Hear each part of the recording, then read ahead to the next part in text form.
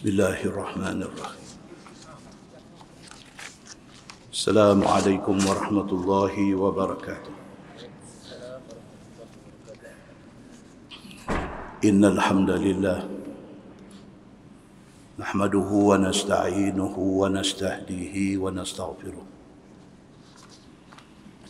Wa na'udzu billahi min shururi anfusina wa min sayyiati a'malina. من يهده الله فلا مضل له ومن يضلل فلا هادي له أشهد أن لا إله إلا الله وحده لا شريك له وأشهد أن محمدا عبده ورسوله ونصلي ونسلم على نبينا الكريم وعلى آله وصحبه أجمعين أما بعد أيها المؤمنون اتقوا الله أوصيكم وإياي بتقوى الله فقد فاز المتقون. Muslimin dan muslimat, mudah-mudahan dirahmati Allah Subhanahu wa taala. Dalam sebuah hadis riwayat daripada Sa'ad bin Abi Waqqas radhiyallahu anhu, kata dia, qala Rasulullah sallallahu alaihi wasallam, min sa'adati ibni Adam salasa wa min shiqwati ibni Adam salasa. من سعادة ابن آدم المرأة الصالحة والمسكن الصالح والمركب الصالح. ومن شقوة ابن آدم المرأة السوء والمسكن السوء والمركب السوء. Atau kama qal, hadis sahih riwayat Imam Ahmad. Daripada Sa'ad bin Abi Waqqas radhiyallahu anhu, dia kata Nabi sallallahu alaihi wasallam bersabda, Nabi kata tanda bahagia satu orang manusia itu ada 3. Tanda sengsara ataupun tanda penat. Dalam syarah hadis ni dia kata syiqwah. Syiqwah ini sengsara, tak seronok, derita. Itu semua syiqwah. Syiqwah juga membawa maksud ta'ab, dia kata penat. Di antara tanda penat ataupun sengsara satu-satu manusia itu juga ada 3. Min sa'adati bani Adam, di antara tanda satu-satu orang manusia itu bahagia, hidup dia happy, hidup dia tak ada serabut, ialah yang pertama al-mar'atu salihah. Dalam syarah hadis dia kata bukan sengaja, bukan kebetulan Nabi sebut al-mar'atu salihah itu nombor 1. Tetapi Nabi sallallahu alaihi wasallam purposely sebut al-mar'atu salihah itu nombor 1. Di antara tanda satu orang manusia itu bahagia, jiwa dia tenang, tenteram, hidup dia happy, ialah sekiranya dia ada isteri yang baik. Menyebut al-mar'atu salihah, isteri yang baik itu di nombor 1 itu bukan saja-saja, kerana dia boleh jadi punca segala kerosot yang ada dalam dunia. Yang dikatakan al-mar'atu salihah, isteri yang baik itu apa dia? Dalam syarah hadis dia kata yang pertama, tengok pun rasa syok. Tengok pun rasa tenang dah. Dia ada satu isteri di rumah, yang dia pergi kerja, dia balik kerja penat, tengok muka bini itu hilang penat. Di antara yang dikatakan al-mar'atu salihah itu apa dia? Satu orang isteri yang pandai menjaga maruah dia, sama ada ketika di rumah ataupun di luar rumah. Mana-mana orang yang dapat isteri yang macam ni, dia bahagia. Siapa yang mendefinisikan kebahagiaan itu mendapat isteri yang baik? Siapa dia? Nabi SAW. Wal maskanus salih, di antara tanda bahagia manusia juga, dia ada rumah yang baik. Rumah yang baik ini di dalam setengah hadis sebut sebagai rumah yang luas, rumah yang selesa duduk, rumah yang paling-paling korang ada 4 bilik. Mak ayah 1 bilik, anak laki-laki 1 bilik, anak perempuan 1 bilik, dan ada 1 bilik tetamu. Dan paling-paling tidak ada 3 bilik. Mak ayah 1, anak laki-laki 1, anak perempuan 1. Kurang daripada 3 bilik mengundang masalah. Beberapa tahun dulu, polis Pulau Pinang pergi buat operasi dekat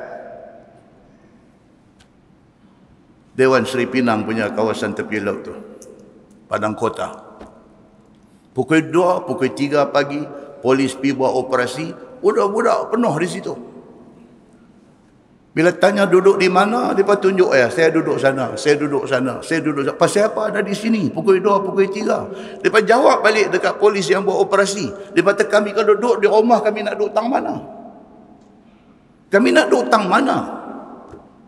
Bilik pun tak ada. Mak dengan ayah 1 bilik, kakak dengan adik perempuan 1 bilik. Kami nak duduk tang mana? Rupa-rupanya Islam sudah bagi tahu melalui hadis Nabi SAW, perlu di rumah ini ada privasi. Perlu di rumah ini ada anak laki-laki ada kawasan dia, anak perempuan ada kawasan dia, supaya tidak timbul masalah di kemudian hari. Maka Nabi SAW kata di antara tanda bahagia satu orang manusia itu ada rumah yang baik. Rumah yang baik adalah rumah yang luas dan mempunyai ruang yang cukup untuk penghuni dia duduk. Yang ketiga di antara tanda bagus kehidupan satu orang manusia itu ialah wal markabus salih, ada kenderaan yang baik. Muslimin dan muslimat yang dirahmati Allah sekalian, kenderaan yang baik bukan kenderaan mahal, tetapi kenderaan yang tidak beri masalah kepada tuan punya dia. Di antara tanda sengsara ataupun di antara tanda penat satu orang manusia, Nabi SAW kata ada 3. Yang pertama, al-mar'atu su', bini dia di rumah bagi masalah dekat dia.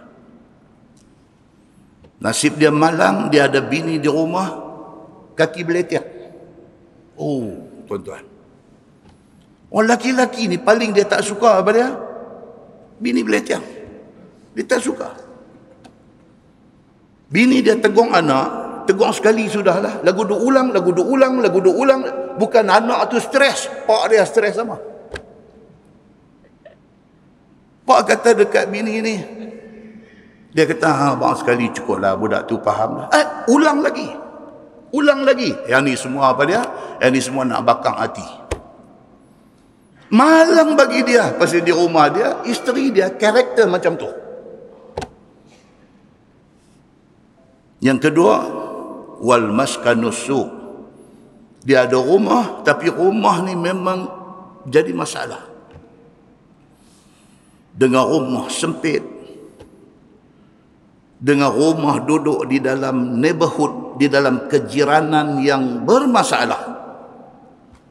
Balik kanan rumah ada 3 drug addict duduk dalam rumah tu. Balik depan rumah, Allahu Akbar, dia ditakdirkan tercampak duduk di kejiranan itu. Dan yang ketiga menjadi punca masalah dan hilang bahagia dan penat kepada satu orang manusia itu ialah wal markabus su', kenderaan yang memberi banyak masalah kepada dia. Awal bulan, aircon rosak. Baru 10 hari bulan, alternator rosak. Dia mai 15 hari bulan, belting putih. Dia mai dah 18 hari bulan, bateri kong. Ada saja benda yang nak bagi jadi serabut ni. Dah tukang, dah repair, kacau lagi. Dah tukang, dah repair, kacau lagi. Siapa kena, siapa tahu. Nabi SAW sudah bagi tahu benda-benda ni semua. Muslimin dan muslimat yang dirahmati Allah sekalian. Ada banyak hadis yang Nabi SAW nak cerita tentang tanda bahagia dan tanda serabut satu-satu orang manusia. Di antaranya dalam hadis riwayat daripada Ali bin Abi Talib radhiyallahu anhu. Kata dia, qala Rasulullah sallallahu alaihi wasallam, arba'un min sa'adatil mar'i an takuna zawjatuhu salihah wa auladuhu abraran wa khulata'uhu salihin wa an yakuna rizquhu fi baladihi. Atau kama qala, hadis itu kata Imam As-Suyuti dhaif. Maksud dia, Nabi SAW bersabda, Nabi kata ada 4 tanda bahagia satu manusia. Satu, zaujatuhu salihah. Sama juga, dia sebut isteri yang baik. Sangat penting, sangat signifikan, sangat important tuan-tuan, mendapat isteri yang baik ni. Kalau kita baca sebaliknya pula, orang perempuan juga perlu mendapat satu suami yang baik. Kalau suami baik, isteri baik, aman rumah tangga itu. Wa auladuhu abraran. Di antara tanda bahagia satu manusia ialah dia dapat anak yang abraran, anak yang baik-baik. 3 orang anak, 5 orang anak, 10 orang anak, semua bagus. Bukan bagus dari segi pencapaian dalam pelajaran sahaja, bagus akhlaknya. Hormat ibu bapa dan orang tua-tua. Dengar cakap taat Allah, taat Rasul dan taat kepada ibu bapa dia. Tidak ada yang lebih bahagia bagi orang tua-tua melainkan mendapat anak yang baik-baik. Wa khulata'uhu salihin. Dan juga dia ada kawan yang dia duk bergui bercampur hari-hari. Dan mereka ini orang-orang yang salihin, orang yang baik-baik. Dia berkawan dengan orang yang baik-baik, orang yang tidak bawa dia ke jurang neraka. Sebaliknya orang yang sentiasa mengajak dia kepada kebaikan. Kalau itu yang ada di keliling dia, dia mendapat kebaikan dunia dan akhirat. Wa yakuna rizquhu fi baladih. Dan Nabi kata tanda baik seorang manusia itu ialah apabila dia boleh mendapat rezeki daripada negeri sendiri. Dia dapat rezeki daripada negeri sendiri. Dia orang Malaysia, dia kerja di Malaysia. Rezeki dia dapat daripada hasil kerja di Malaysia. Tuan-tuan boleh bayang kalau kita terpaksa jadi macam saudara-saudara kita di Indonesia yang terpaksa main negara kita untuk cari makan. Tuan-tuan boleh bayang 5 tahun lagi. Tuan-tuan boleh bayang 10 tahun lagi. Kalau dengan trend yang ada hari ini, Kelang ada duk shutdown. Kelang 1 tutup, Kelang 2 tutup, Kelang 3 tutup. Semua orang yang duk kerja. Satu Kelang ada 1,500 orang. Satu Kelang ada 3,000 orang. Satu Kelang ada 5,000 orang. Nak pergi kerja di mana mereka ni? Kelang tutup.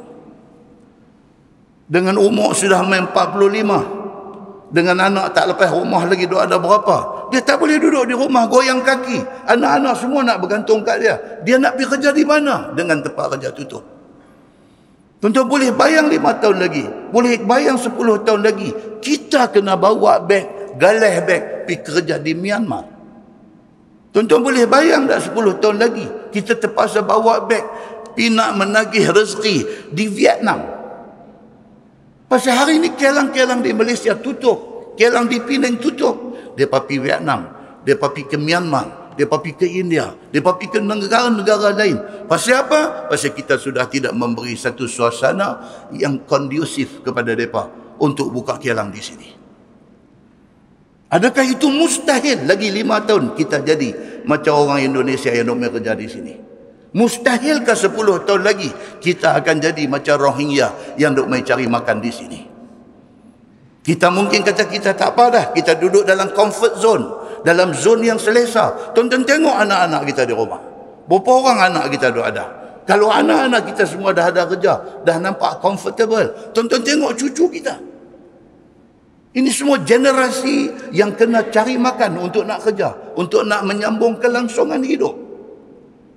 Kalau sekiranya keadaan dan tren yang ada hari ini berterusan, apa akan jadi kepada masa depan generasi anak cucu kita yang akan datang?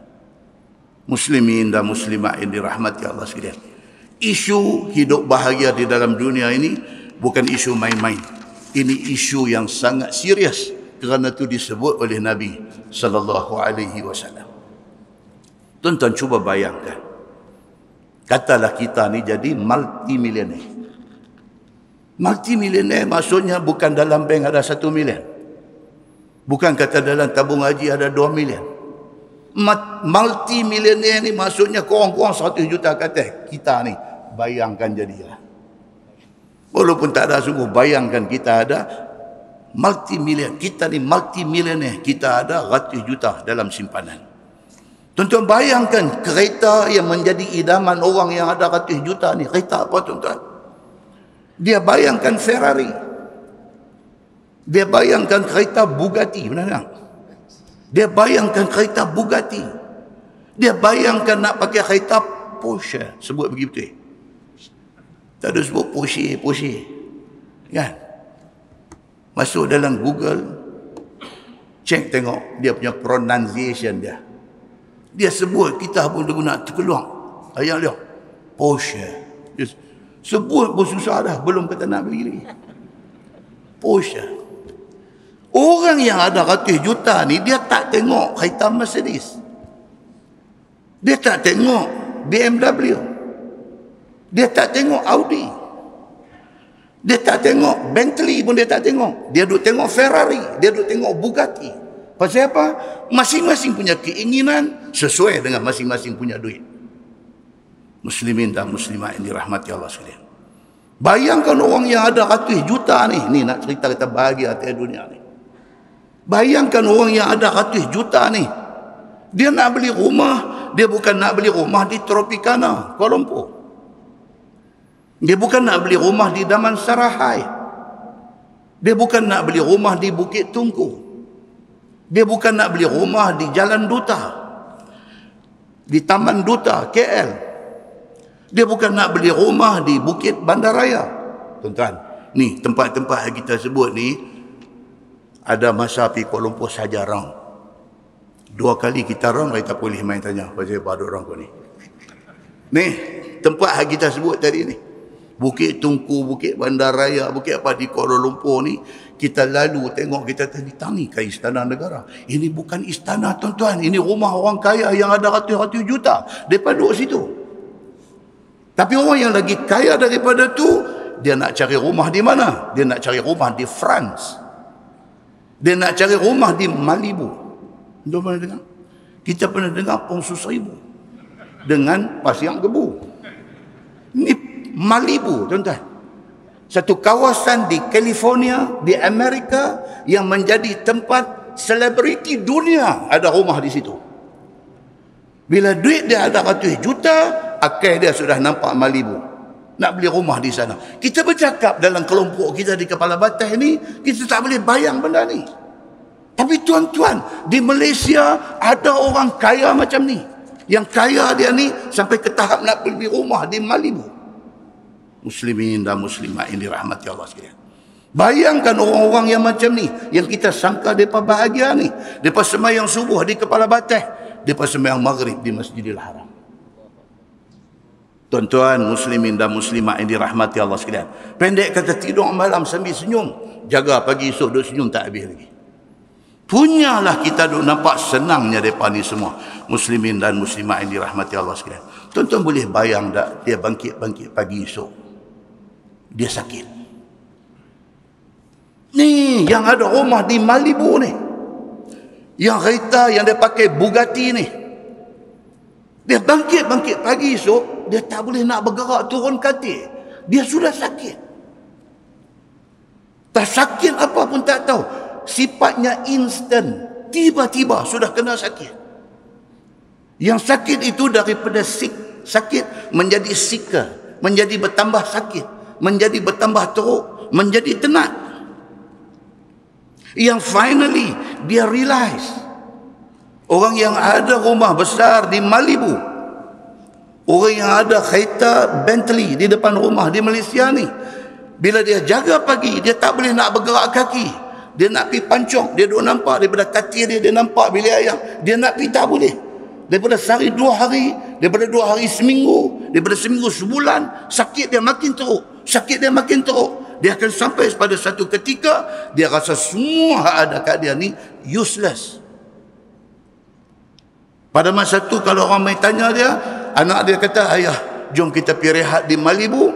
Dia kata, Malibu kepala otak.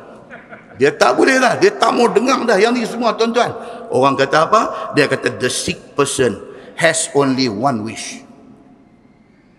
Orang sakit ni, dia tak ada dah. Dia tak ada ingat nak beli rumah di sana, nak beli kereta ni, nak pergi makan angin. Dia tak ada dah. Orang sakit ni, dia cuma ada satu wish. Satu saja hak dia nak minta. Apa dia? Sihat. Nak minta sihat dia. Kalaulah sihat tu Allah boleh bagi dekat dia dengan tukar sebahagian daripada harta dia, dia sanggup. Kerana semua yang dia miliki useless, sudah tidak boleh guna lagi. Tuan-tuan, muslimin dan muslimat yang dirahmati Allah sekalian, demikianlah keadaan yang ada di dalam dunia kita pada hari ini. Pentingnya bila Allah bagi kita sihat, Allah bagi kita bahagia, syukur alhamdulillah. Tak ada dalam masyarakat kita, tuan-tuan. Kita tengok dengan mata kita. Menikah, daripada hari menikah, pernikahan dia tu dipanggil wedding of the year. Mau ustaz mana boleh panggil ni, tolong baca doa untuk kenduri kahwin ni. Dia boleh petik mana ustaz dia mau. Mau dia ni, oh mau imam daripada Mekah mai untuk baca doa. Dia boleh, dia ada duit. Kita tengok, Masya Allah, kita kata kayanya dia ni. Wedding of the year. Muslimin dan muslimat yang dirahmati Allah sekalian. Orang semua bagi ucapan dekat dia. Wish dia bahagia til jannah. Dulu bahagia sampai ke anak cucu. Lam yang style dia kata bahagia til jannah. Sampai ke syurga. Tuan-tuan, tak dan sampai syurga, tuan-tuan. Jadi sebaliknya. Wedding of the year buat loan, pinjam bank untuk buat kenduri grand ni, bayar loan tak habis lagi, rumah tangga sudah berantakan. Kita tengok wedding dia, kita tak sangka nak jadi macam tu rumah tangga dia. Kita tengok family, kita nampak family ni ada duit, anak-anak semua successful, anak-anak semua berjaya. Dia sendiri habang kat kita, anak dia CEO company, gaji 250,000 sebulan. Tuan-tuan, kita 2,500. Tu pun makan lepas. Anak 4 orang gaji 2,500. Alhamdulillah, lepas belajar. Dia gaji sebulan 250,000. CEO company besar. Anak dia engineer, bukan engineer di sini, engineer di Dubai. Anak dia accountant company, bukan company corporate, company kolong merat. Tuan-tuan, ni hak kita tahu. Maka kita pun sangka keluarga tu sudah tentu keluarga yang cukup bahagia. Tapi kita tak tahu hati mak dengan ayah dia. Betapa mak dengan ayah ni hari-hari makan air mata. Anak CEO gaji 250,000, tak berasa nak balik tengok dia. Anak yang kerja engineer di Dubai sentiasa sibuk, tak dan telefon pun dekat dia. Tuan-tuan, kita tak tahu derita dia.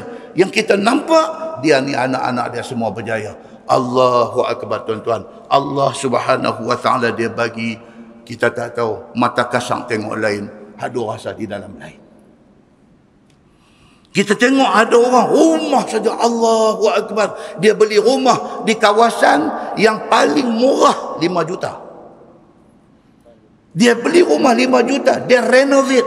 3.5 juta. Allahu Akbar tuan-tuan. Dia panggil kita pergi baca doa masuk rumah. Kita masuk tengok dalam rumah dia. Allahu Akbar. Kita kata rumah ke, istana ke, syurga ke ni? Muslimin dan muslimat yang dirahmati Allah sekalian. Tapi yang kita tak nampak mata kita apa dia? Penghuni rumah tu tak boleh tidur malam. Tak boleh tidur malam. Nak tidur kena telan ubat. Kalau tidak tak boleh tidur. Bahagia apakah yang ada dekat dia? Muslimin dan muslimat yang dirahmati Allah sekalian. Macam-macam benda doa ada di depan mata kita. Yang mata kita tengok, kita sangka lain. Tapi hakikatnya lain. Dalam sebuah hadis riwayat daripada Abi Hurairah radhiyallahu anhu, Nabi sallallahu alaihi wasallam bersabda, Nabi kata, la yanzuru ahadukum ila man fawqah fil mal, walakin yanzuru ila man huwa dunah. Atau kama qala, hadis riwayat Ahmad. Hadis itu isnadnya sahih. Nabi sallallahu alaihi wasallam kata, janganlah kamu tengok orang-orang yang di atas kamu dari segi kekayaan. Jangan. Kita duk tengok dia, kita duk nak ligan jadi macam, jangan tuan-tuan, jangan. Kita pada speed kita, pada kelajuan kita, kita jangan pergi beyond kemampuan kita. Nabi kata apa? Walakin yanzur ila man huwa dunah. Tengoklah orang yang bawah pada kita. Syukur kita kepada Allah. Muslimin dan muslimat yang dirahmati Allah sekalian. Allah peringat dalam Quran. Allah kata apa? A'udzubillahi minasyaitanirrajim. Ya ayyuhallazina amanu la tulhikum amwalukum wala auladukum an zikrillah. Wa man yaf'al dzalik faulaika humul khasirun. Sadaqallahul azim. Surah Al-Munafiqun ayat 9. Itu imam selalu baca sembahyang jemaah rakaat kedua dan ditarik surah ni. Apa maksud dia? Dia kata, wahai orang-orang yang beriman, la tulhikum amwalukum wala auladukum an zikrillah. Jangan sampai anak-anak kamu, harta benda kamu merosakkan kamu daripada agama Allah. Jangan. Jangan sampai harta Allah bagi kat kita, dia merosakkan kita, dia merosakkan agama kita. Jangan sampai Allah bagi anak kat kita, anak itu menjadi punca kerosakan agama kita. Jangan. Wa man yaf'al zalik. Allah kata siapa yang buat macam tu, dia ada harta, dia pergi buat dengan cara tak betul. Dia ada anak, habis anak-anak dia. Duduk di Kuala Lumpur tuan-tuan, anak-anak kelabing. Duduk di Kuala Lumpur, ayah masjid, mak pun dengan pakai tutup aurat semua cantik. Anak kelabing. Anak dia kelabing, kaki pergi kelab. Dia kata pula, dia panggil ustaz mengajar di rumah. Dia kata dekat ustaz yang main di rumah dia. Dia kata Allah, dia kata anak-anak duduk di KL ni kalau tak bagi dia pergi kelabing susah, dia kata. Nampak? Kalau tak bagi dia pergi kelabing, kawan-kawan dia semua ada di situ. Kalau kita tahan tak bagi pergi pun susah. Tapi anak saya insya-Allah, dia kata dia pergi, dia minum fresh orange. Dia pergi buat nak campur, nak bersembang dengan kawan saja dia balik. Tak pernah lagi dah, tak pernah dia balik mabuk. Tuan-tuan, membenarkan pergi itu membuka pintu untuk nak jadi lingkup. Hari ini mungkin tak, seminggu mungkin tak, sebulan mungkin tak. Tuan-tuan, lepas daripada setahun, apa jadi kat budak ni? Benda seronok tuan-tuan. Benda seronok. Muslimin dan muslimat yang dirahmati Allah sekalian. Itu sebab orang kata apa? Life is not about being rich, popular, highly educated. But life is about being real, humble, and kind. Orang putih. Nampak tuan? Tu yang kata orang kepala batas. Kita baca orang putih, angguk ambil belaga lutut. Faham dia lebih daripada cakap Melayu ni. Apa dia kata? Life is not being rich, popular, or highly educated. Hidup ni, dia kata, bukan semata-mata kerana nak jadi kaya. Kalau hidup ni, matlamat kita nak kaya, itu saja matlamat kita, habis tuan-tuan. membujung lalu melintang patah. Haram halal semua kita tak kisah. Kita nak kaya, kita nak lebih kaya daripada orang kaya yang kita kenal. Kalau itu matlamat kita, lingkup kita. Islam bukan larang umat Islam jadi kaya, tetapi jangan itu dijadikan matlamat kita. Dan hidup itu dia kata bukan kerana nak popular. Nak popular, suka populariti. Sampai jadi ustaz pun nak popular. Allahu Akbar. Artis popular cukuplah. Ustaz ni tak payah ligan populariti, tak payah. Lebih baik kita ni Allah kenal, penduduk langit kenal, daripada satu dunia ni kenal kita. Lebih baik kita pilih Allah kenal kita. Kalau itu matlamat kita, kita nak popular, kita nak populariti, jahanam kita. Mungkin kita punya starting cantik, tapi lama kelamaan kita tenggelam di dalam populariti, kita tenggelam di dalam dunia yang glamorous, akhirnya membinasakan kita. Hidup ni dia kata bukan sahaja nak target highly educated, nak jadi orang yang berpendidikan tinggi. Bukan Islam larang kita belajar ilmu tinggi, bukan. Tetapi jangan itu target kita. Tetapi hidup ni, orang putih kata apa? Life is about being real. Kita tidak berpura-pura. Kita tidak bermuka-muka. Kita tidak jadi orang lain yang bukan kita. Tak payah. Bahasa Arab dia sebut tasannu'. Sana'a maksudnya buat. Masna' maksudnya kilang, tempat buat barang. Tasannu' maksudnya buat-buat. Buat-buat. Ceramah buat-buat, teriak nak bagi buat-buat. Bukan main daripada dalam diri dah, sengaja buat-buat. Saja buat-buat. Kita tak mau macam tu. Kita mau hidup ni real. Kita satu orang yang realistik. Kita tak mau hidup berpura-pura. Kita tak mau hidup bermuka-muka. Kita tak mau berlakon di dalam dunia ni. Kita adalah kita. Muslimin dan muslimat yang dirahmati Allah sekalian. Dan hidup ni dia kata being humble. Biar kita rendah diri. Tentu nak sombong apa? Tentu kaya. Juta orang lebih kaya daripada kita. Tentu nak sombong apa? Tidak ada tempat untuk orang sombong di atas dunia ni.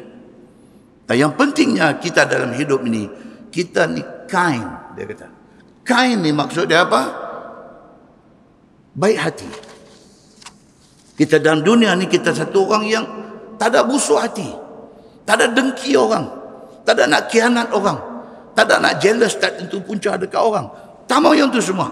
Kita jadi satu orang yang kind. Allah bagi dekat kita rezeki lebih sikit, kita share. Kita tak mahu apa yang Allah bagi dekat kita membinasakan kita. Muslimin dan muslimat yang dirahmati Allah sekalian. Mudah-mudahan mukadimah itu memberi manfaat kepada kita insya-Allah. Kita menggunakan Bahrul Mazi jilid 21. Bahrul Mazi jilid 21 muka surat 136. Muka surat 136. Baik, dia kata masalah utusan Nasrani dari negeri Yaman datang berbantah agama dengan Nabi sallallahu alaihi wasallam. Kita baca bulan 12 hari itu, bulan 11. Bulan 11 hari itu kita baca cerita tentang satu rombongan orang Nasrani mai nak jumpa Nabi sallallahu alaihi wasallam kerana mai nak challenge Nabi. Mai nak cari pasal dengan Nabi sallallahu alaihi wasallam. Kata Khazin di dalam tafsirnya, telah berkata Abdullah bin Abbas radhiyallahu anhuma bahwasanya satu jamaah Nasrani, mereka utusan daripada negeri Najran di Yaman. Mereka ni Nasrani daripada Yaman. Dia pemain nak jumpa Nabi sallallahu alaihi wasallam di Madinah. Datang kepada Nabi sallallahu alaihi wasallam di Madinah. Dan ada di dalam kalangan mereka itu kepalanya dan padri-padri besarnya. Hak mai ini bukan bawah-bawah. Ini padri besar. Mai ke Madinah nak jumpa Nabi sallallahu alaihi wasallam. Maka apabila telah datang berjumpa mereka dengan Nabi sallallahu alaihi wasallam, Lalu terus ditanya mereka akan Nabi sallallahu alaihi wasallam. Dalam syarah hadis dia cerita kata, dia pas sampai di Madinah tu waktu asar. Nabi tengah sembahyang asar. Nabi tengah sembahyang asar. Dia masuk dalam masjid dan dia pas sembahyang. Cumanya Nabi sembahyang menghadap ke arah kiblat, ke arah barat. Dia pas sembahyang menghadap ke arah timur. Macam tu. Tapi dia masuk dalam masjid, dia pas sembahyang. Bila habis saja selesai, kata mereka ni kepada Nabi SAW, apa macam engkau ya Muhammad? Jumpa Nabi, terus tanya Nabi macam tu, Muhammad macam mana? Engkau sebut Tuhan kami. Dia kata, hang ni duk mengajak ni orang-orang Islam ni semua, hang ada sentuh Tuhan kami. Dia kata lagu tu. Jawab Nabi SAW, siapa dia? Nabi kata, siapa Tuhan apa yang aku sebut? Nabi kata, jawab mereka itu, Isa itu engkau katakan dia hamba Allah. Oh, dia kata, Muhammad, kami dapat maklumat kata hang duk mengajak orang-orang Islam ni, hang duk bagi tahu kata Isa itu hamba Allah, dia manusia. Dia kata. Jawab Nabi SAW yang sebenarnya. Nabi kata betul. Memang Isa itu manusia. Memang Isa itu hamba Allah. Dia kata. Ya, sebenarnya Isa itu adalah hamba Allah.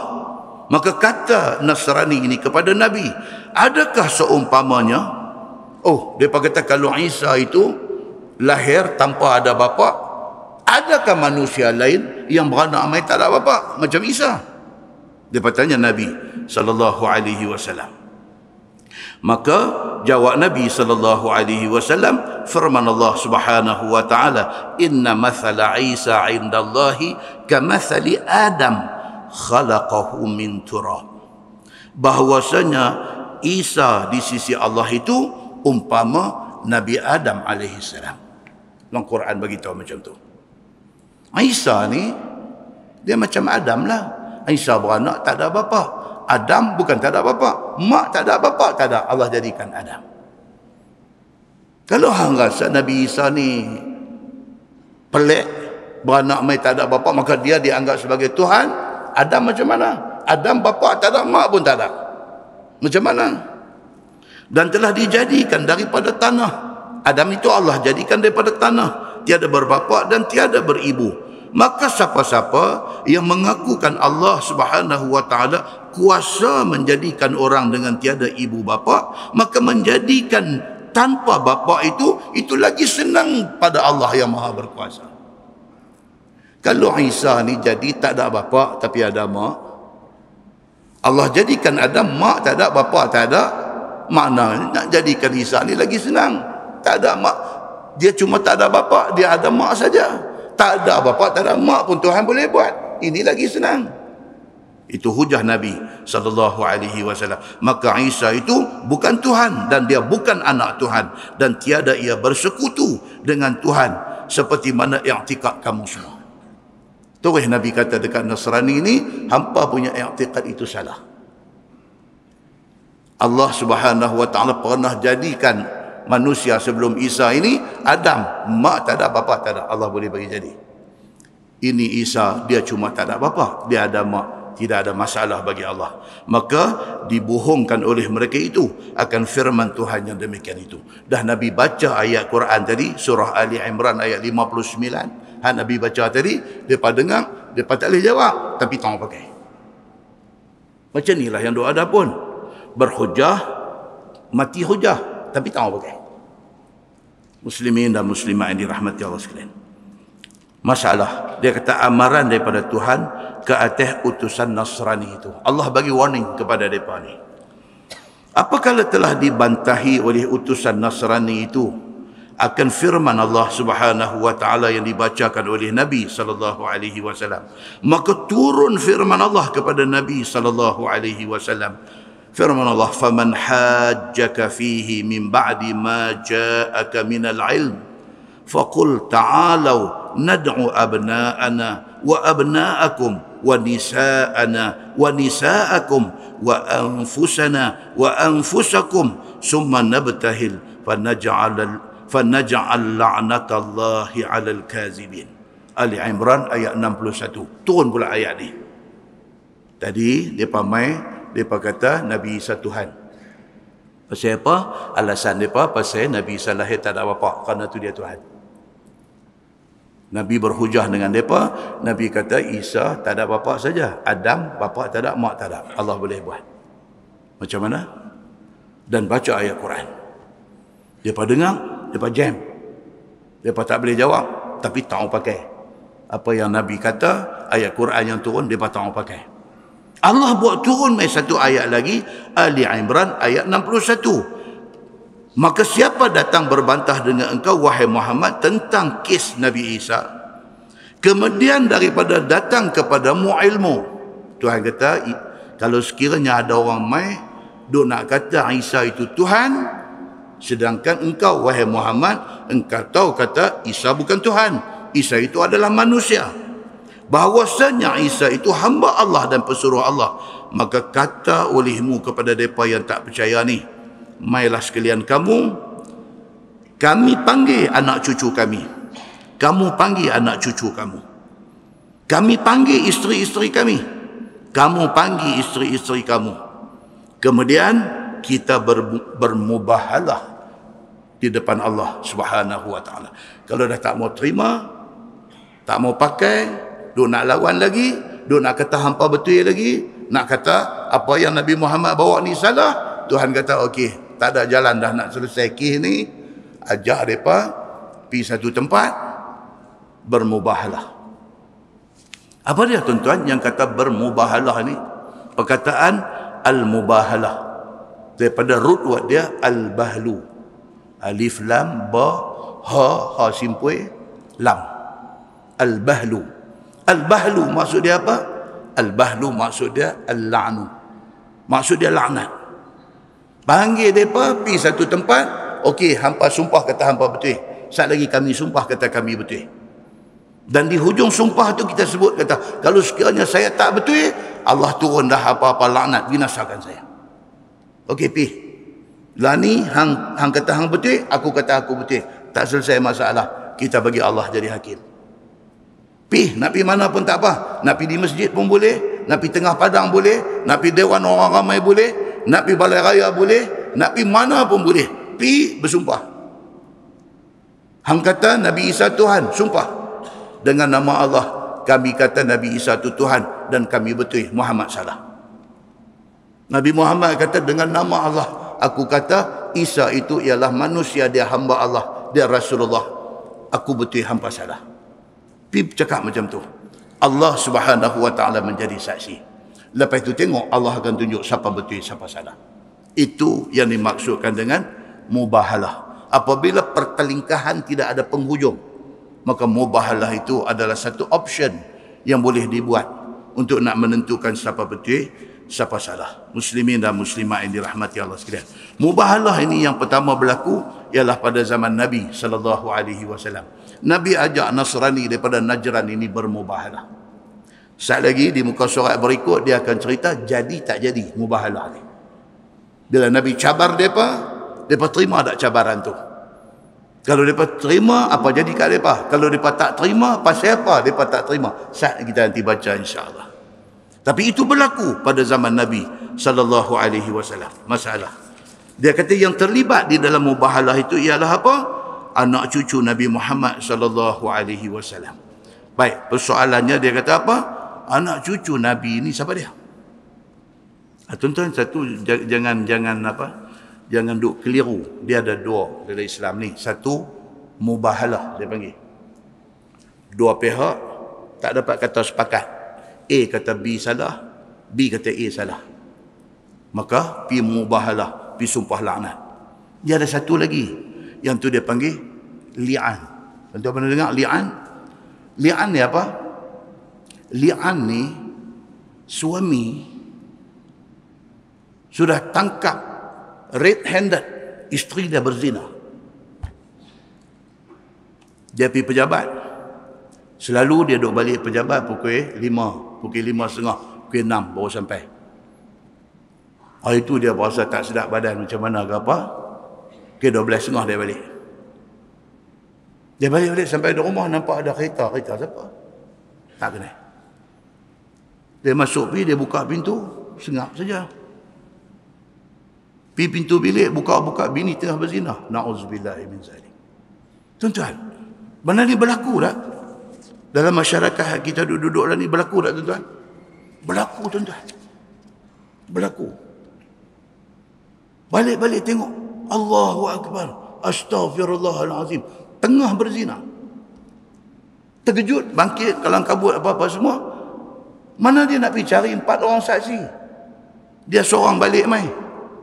Baru nak ambil telefon, sini bangkit cunggit lari lah. Jadi nak sabitkan kesalahan bini dia tak boleh. Sebab tak boleh nak buktikan benda ni. Tapi masalahnya, mata dia tengok. Perbuatan zina itu berlaku dan dia witness. Dia saksi melihat benda tu. So, bila jadi macam ni, laki ni dah tak boleh telan dah. Tak boleh nak telan. Susahlah nak cari orang lelaki yang tangkap bini red-handed. Tengah berzina, boleh terima lagi bini. Susahlah. Mungkin ada dalam 1000 orang seorang. Tapi dua ada ni, bila tengok macam tu, tak marah. Bukan tak mau saja. Dia adukan benda ni ke pihak berkuasa. Dia pergi di mahkamah dan sebagainya, dia bagi tahu kata isteri dia berzina. Dalam Islam apabila dia tuduh orang berzina, tak kira hang tuduh bini hang ke, hang tuduh siapa ke, hang kena tampilkan 4 orang saksi. Bila terkeluar aja di mulut tuduh, sangkut dah. Kena kemukakan 4 orang saksi. Kegagalan menampilkan 4 saksi boleh menyebabkan belakang dia kena 80 rotan. Macam mana dia nak buat?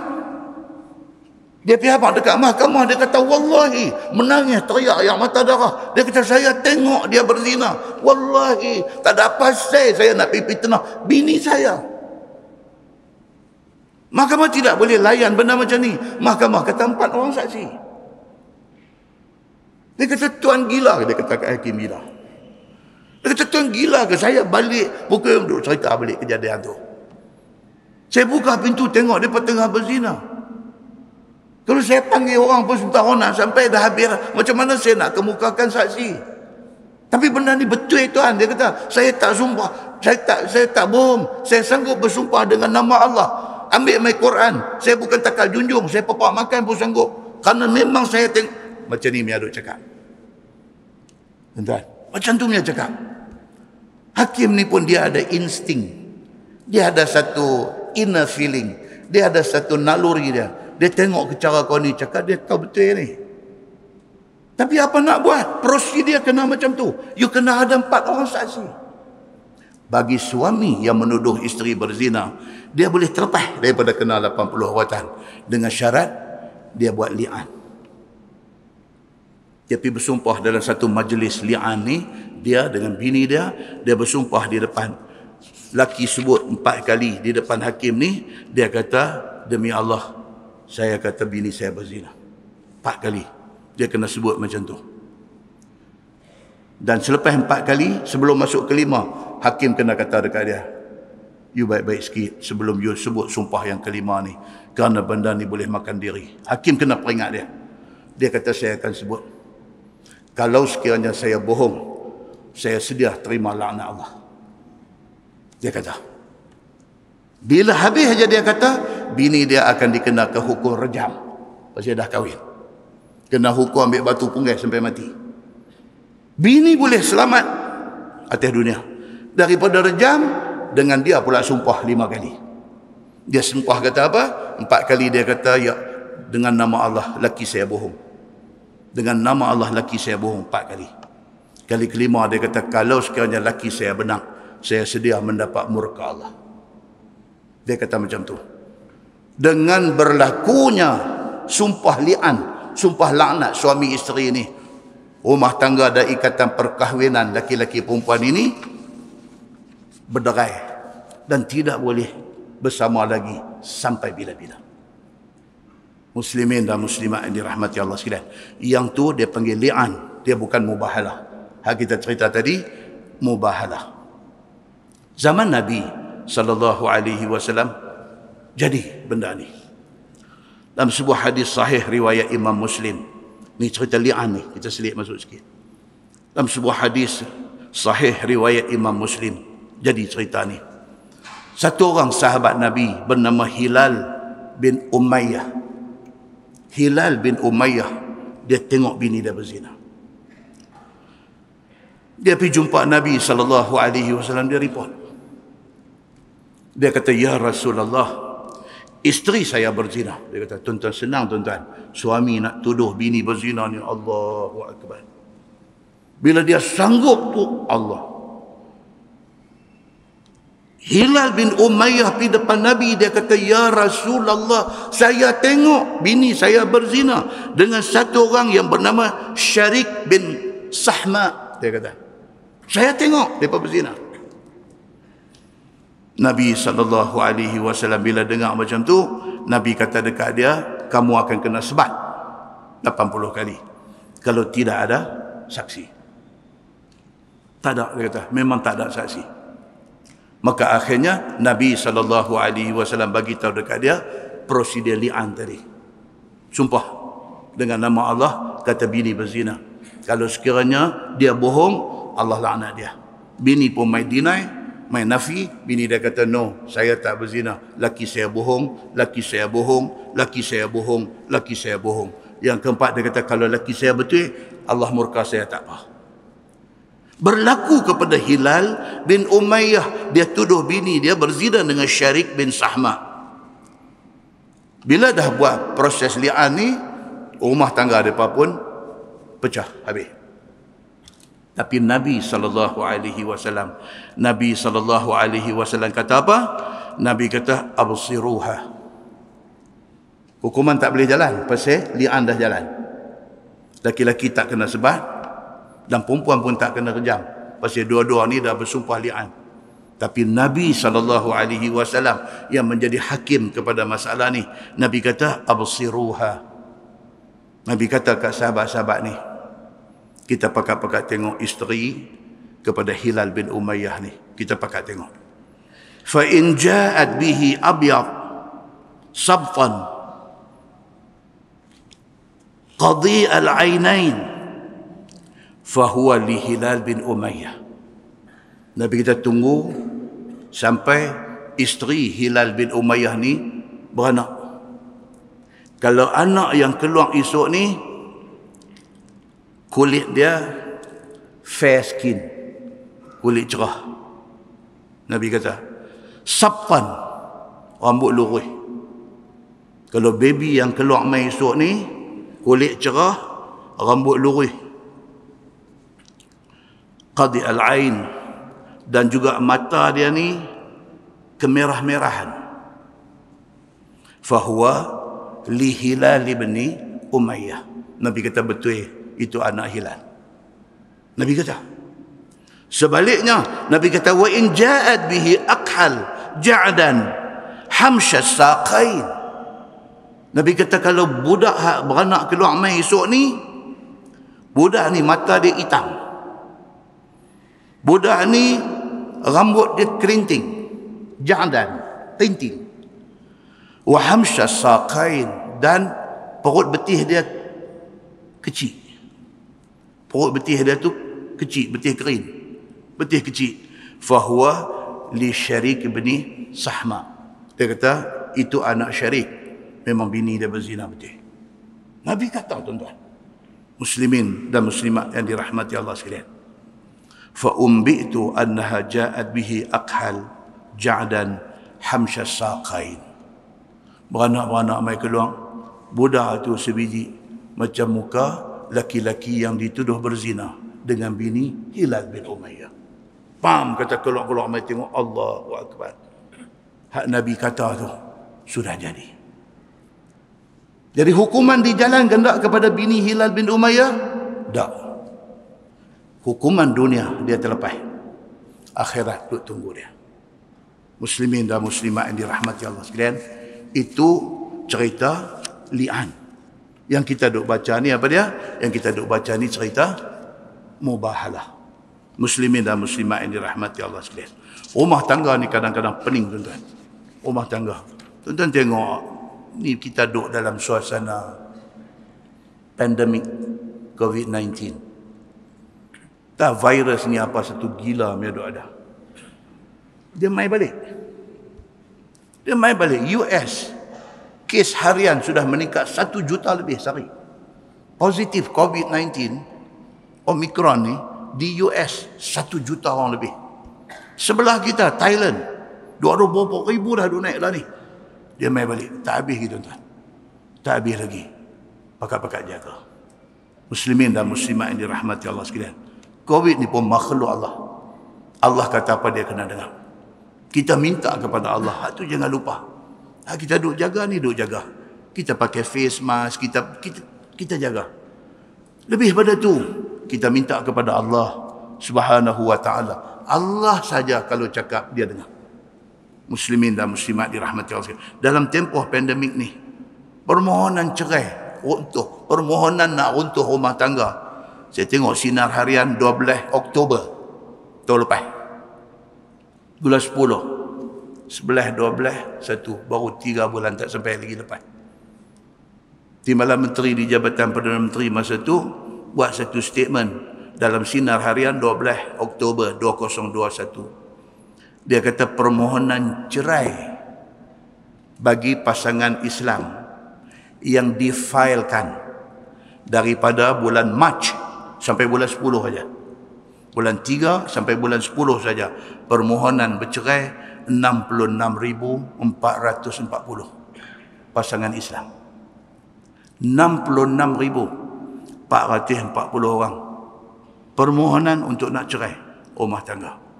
Selangor paling tinggi 12,479. Tuan-tuan jangan salah faham. Duk ingat kata orang Selangor ni teruk, depa COVID pun depa tinggi, bercerai pun depa bukan. Pasal apa depa tinggi? Pasal population depa besar. Selangor tu negeri yang orang Pulau Pinang saja ada 4,000 di sana.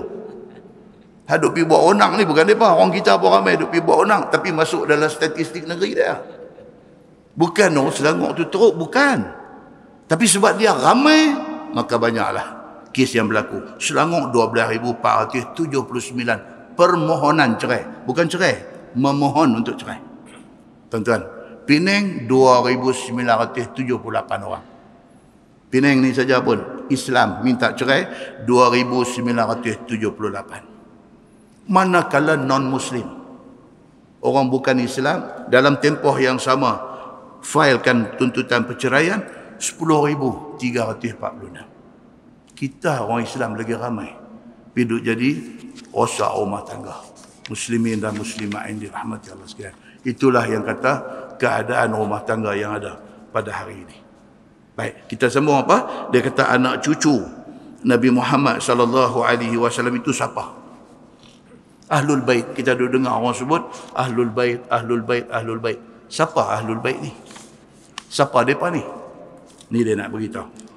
Dia kata adalah tersebut di dalam hadis yang dikeluarkan oleh Imam At-Tirmizi.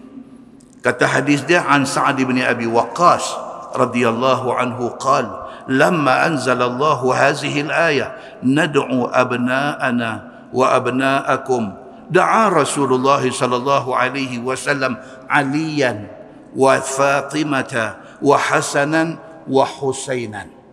Okey, tadi apabila geng Nasrani daripada Najran tak mau pakai ayat Quran yang Nabi baca, tak mau pakai. Allah suruh Nabi ajak mereka bermubahalah, sumpah laknat. Ajak mereka mai bermubahalah, ajak mereka mai sumpah laknat. Okey. Prosedur nak buat sumpah laknat ni apa dia? Dalam Quran ni ayat kita duk baca ni. Allah Subhanahu wa taala suruh dua pihak yang nak bermubahalah ni bawa segala anak bini keluarga mai di tempat nak buat sumpah laknat ni. Bawa mai anak bini. Siapa suruh ni? Allah sebut dalam Quran, nad'u abna'ana wa abna'akum. Kami panggil anak-anak kami, hampa panggil anak-anak hampa. Panggil mai semua. Da'a Rasulullah sallallahu alaihi wasallam Aliyan.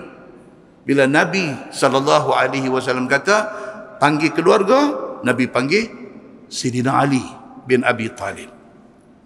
Wa Fatimata, Nabi panggil Fatimah, anak Nabi. Wa Hasanan, Nabi panggil Sayyidina Hasan, cucu Nabi. Kecil masa tu. Wa Husainan, dan panggil cucu Nabi Sayyidina Husain. Panggil mai untuk berada di dalam majlis mubahalah, majlis nak sumpah laknat ni. Panggil keluarga terdekat mai. Dalam tafsir ayat dia cerita, pasal apa yang panggil keluarga terdekat? Pasal apa panggil bini, pasal apa panggil anak, pasal apa panggil menantu, pasal apa panggil cucu, pasal apa? Pasal benda yang nak disumpah laknatkan ini benda besar. Maka panggil orang yang dekat-dekat ini menunjukkan seriusnya benda itu. Itu maksud dia, bukan ada pasal apa pun. Baik. Kemudian dia kata diriwayatkan pada satu sahabat Nabi SAW, nama dia Sa'ad bin Abi Waqqas radhiyallahu anhu. Kata dia, tak kala diturunkan Allah ayat tadi, kami dan kamu panggil anak cucu, dan juga diri kamu dan diri kami semua panggil, mai kita pakat-pakat duduk sini, maka telah dipanggil oleh Nabi SAW akan Sayyidina Ali dan Fatimah dan Sayyidina Hasan dan Sayyidina Husain radhiyallahu anhum ajma'in. Nabi panggil Ali, Fatimah, Hasan, Husain. Ini keluarga. Maka berdasarkan hadis ini, sebahagian ulama kata apa? Yang kata Ahlul Bait itu ialah Nabi, Fatimah, Ali, Hasan, Husain. Ini 5 saja. Sebahagian ulama, khususnya golongan Syiah. Syiah bila kata Ahlul Bait, dia kunci 5 orang ni. Okey? Siapa dia? Fatimah, anak kesayangan Nabi. Saya nanti baca hadis berkaitan dengan seorang-seorang ni. Nak tunjuk how close depa ni dengan Nabi SAW. Panggil Fatimah, panggil Husain, panggil Hasan, panggil Ali, panggil Husain. 5 orang termasuk dengan Nabi untuk sama-sama berada di tempat nak bersumpah laknat dengan Nasrani yang mai daripada Najran ini. Kemudian sabda Nabi SAW, faqala Allahumma haula'i ahli. Itu perkataan Nabi sebut. Nabi kata, ya Tuhanku, ini sekalian adalah ahli bait, keluarga rumah aku. Nabi sebut macam tu. Maka sebahagian ulama kunci Ahlul Bait 5 orang ni aja. Begitu. Maka hadis itu menunjukkan ahli ataupun family Nabi itu ialah yang tersebut di dalam hadis itu. Kata ulama, sungguh pun Nabi SAW sebut 4 orang itu sebagai isi rumahnya, tetapi tidaklah hadis itu menafikan lain daripada itu sebagai bukan keluarga Nabi. Ada sebahagian ulama yang lain kata apa? No. Dia kata bukan 5 orang tu saja. Bila sebut Ahlul Bait ni, dia ada lagi. Sebahagian ulama kata. Di antaranya siapa dia? Imam An-Nawawi rahimahullahu ta'ala. Imam dalam mazhab Syafi'i. Dia kata apa? Yang dikatakan Ahlul Bait itu ialah satu, Nabi sendiri. Yang kedua, semua anak-anak Nabi. Bukan Fatimah sahaja. Nabi ada anak perempuan nama Zainab. Nabi ada anak perempuan nama Ruqayyah. Nabi ada anak perempuan nama Ummu Kulsum. Nabi ada anak perempuan nama Fatimah. Semua tu Ahlul Bait. Itu semua keluarga Nabi. Nabi ada anak laki-laki.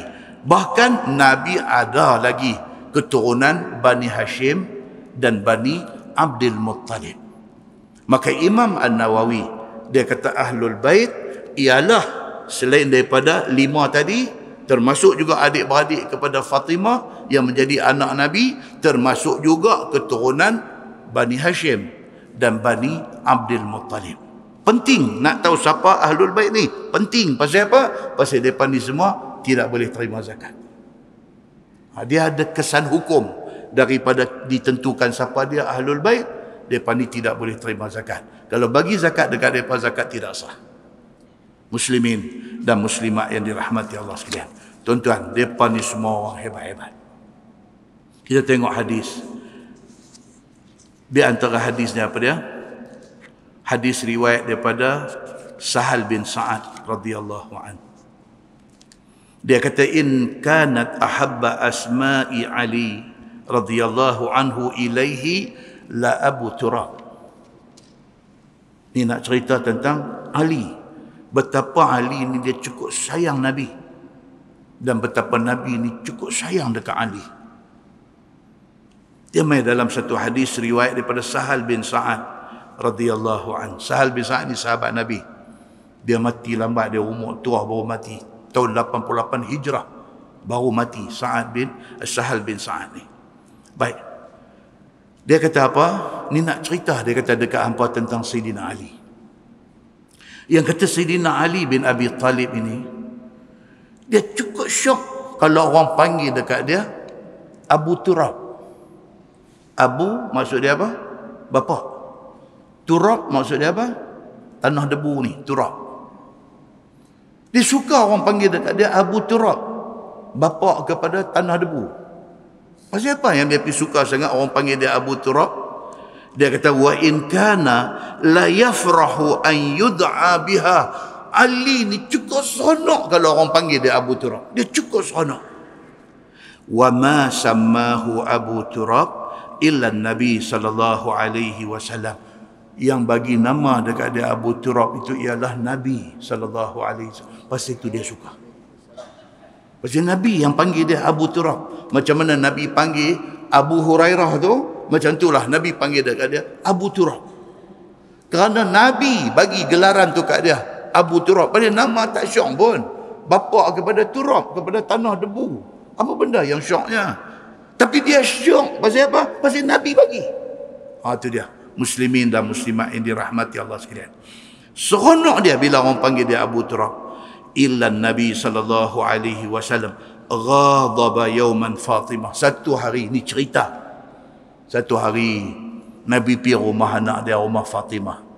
Fatimah ni siapa? Isteri kepada Sayyidina Ali. Rumah dia tang mana? Rumah dia belakang rumah Nabi je. Kalau kita pergi Masjid Nabawi, makam Nabi tu rumah Nabi. Balik belakang balik tu. Tuan-tuan pergi balik belakang daripada makam Nabi tu, dia ada satu macam platform. Dia raise up satu platform. Pakai dulu baca Quran kat atas tu. Yang tu tempat dia panggil ahlu sufah. Sahabat-sahabat Nabi hak miskin-miskin ni pakai duduk-duduk situ. Daripada situlah boleh akses masuk ke rumah Fatimah dengan Ali bin Abi Talib. Situ aja rumah. Makna daripada rumah Nabi ni belaga pungkak dengan rumah Fatimah. Satu hari Nabi keluar dari rumah, mai rumah Fatimah. Kebetulan hari Nabi SAW sampai itu, Fatimah dengan Ali ni ada sikit krisis. Pasal apa tuan-tuan? Pasal manusia. Biasalah. Orang kata apa? Lidah lagi tergigit. Ni kan pula suami isteri. Ada apakah sikit satu benda, sudah merajuk sikit. Ali bin Abi Talib ni. Dia keluar daripada rumah dia. Fa kharaja fattaja'a ila al-jidar ila al-masjid. Dia keluar daripada rumah tu, dia pergi masjid. Masjid tahu mana? Tepi tu juga. Dua keliting kot tu. Keluar dari rumah dia, dia pergi dekat dinding masjid. Dia pergi duduk sandang di dinding masjid tu, terlena pergi tu. Pada muka. Bini marah, keluar pergi lena orang senang. Kan? Kita lah ni lah. Bini pergi apa kan, style tu keluar pergi pada muka. Keluar pergi duduk kena kopi, kedai kopi apa-apa semua, telefon pun tak angkat, letak tepi gitu. Pada muka. Ali bin Abi Talib ada sikit clash dengan Fatimah, keluar pergi masjid. Pergi tidur duduk sandang di masjid. Masjid pada masa tu tak ada kapet macam ni. Masjid pada masa tu tak ada lantai kayu. Masjid pada masa tu tak ada lantai mozaik. Lantai tanah aja. Jadi pergi duduk di lantai masjid tu, berdebulah badan dia. Nabi SAW mai di rumah, Nabi tanya Fatimah, mana Ali? Dalam riwayat lain kata Fatimah tunjuk tu keluar. Ada krisis sikit. Nabi keluar pergi. Faja'ahu Nabi SAW yatba'uhu. Nabi keluar pergi ikut cari tang mana menantu dia duduk. Nabi ni sayang kat menantu ni. Keluar pergi tengok. Faqala Nabi SAW, huwadha muttaji'un fil jidar. Oh, Nabi kata hang duk tani ke? Keluar dari rumah, mai duk tidur berguling atas lantai debu ni. Faja'ahu Nabi sallallahu alaihi wasallam wamtala'a dhahruhu turaban. Masa Nabi sampai tu, belakang dia ni penuh debu. Pasal dia pergi tidur atas lantai tu. Belakang dia penuh debu. Faja'ala Nabi sallallahu alaihi wasallam yamsahu turab an zahri. Nabi pergi buang debu belakang menantu dia Sayyidina Ali ni. Dah tengok. Nabi macam mana? Penyayang. Dia bukan sayang anak saja, menantu pun dia sayang. Dia tahu dah ni ada krisis, dia tak tambah api, dia tak buat bagi jadi rosak, dia dia kata hang duk tang ni. Dia gabui debu ada belakang badan Sayyidina Ali. Faja'ala Nabi sallallahu alaihi wasallam yamsah at-turab an zahri wa yaqul, sambil duk gabui debu, Nabi kata, ijlis ya Aba Turab. Nabi kata tak apa, duduk wahai Abu Turab. Nabi sebut Abu Turab tu, start pada tu. Orang semua pakai panggil Ali ni Abu Turab. Dan Ali seronok. Nabi yang bagi gelang tu dekat dia, seronok dia. Tuan-tuan, nak cerita kata Nabi sayang Ali, dan Ali cukup sayang kat dia apabila Ali suka orang panggil dia Abu Turab, kerana itu yang diberi oleh Nabi sallallahu alaihi wasallam. Fatimah pula macam mana? Fatimah ni satu hari, hadis riwayat daripada Aisyah. Aisyah kata kami duduk sama-sama isteri Nabi ni. Nabi duduk ada. Nabi sembang dengan bini ramai-ramai ni. Tengah-tengah duduk sembang, fa aqbalat Fatimah alaiha salam tamshi. Fatimah mai. Hadu anak ni semua isteri Nabi. Dengan Nabi duduk di situ. Tentu Fatimah masuk mai. La wallahi. Aisyah kata apa? Wallahi, demi Allah, ma takhfa masyiatuha min misyati Rasulillah sallallahu alaihi wasallam. Aisyah dalam hadis ni dia kata apa? Demi Allah, dia kata, wallahi, Fatimah anak Nabi ini, cara berjalan dia, cara dia langkah, cara dia berjalan ni sebiji macam cara Nabi sallallahu alaihi wasallam berjalan. Dia copy paste cara Nabi berjalan. Tuan-tuan, kita semua ni ada cara berjalan. Kita tak sedang, orang sedang. Kita tak sedang. Kan? Cara jalan tu. Macam-macam kita sebut lah. Macam-macam. Kan? Ada cara dia. Orang tahu dah. Tak tengok muka, tengok ke belakang, tahu dah siapa dia. Fatimah ni, cara dia duk berjalan, dia melangkah ni, macam Nabi. Siapa kata? Aisyah radhiyallahu anha kata, sebiji cara jalan macam jalan Nabi sallallahu alaihi wasallam. Itu satu. Falamma ra'aha rahaba. Aisyah kata, yang kata Nabi sallallahu alaihi wasallam pula ni, tengah duk bercakap ni, isteri-isteri semua duk ada, dia nampak Fatimah mai. Nabi nampak aja Fatimah mai, bangkit pergi sambut Fatimah ni. Allahu akbar. Nabi sallallahu alaihi wasallam, sudahlah Nabi bapa, dia bangkit tunjuk hormat anak dia. Fatimah mai, Nabi bangkit, rahaba, Nabi sambut, Nabi berdiri panggil dia. Faqala Nabi marhaban bibnati. Nabi kata marhaban, selamat datang wahai anak perempuan aku. Tengok akhlak Nabi sallallahu alaihi wasallam. Nabi ni dia bukan buat-buat. Tadi kita sebut tadi tasannu', buat-buat. Nabi dia bukan buat-buat. Itu karakter dia. Itu akhlak dia.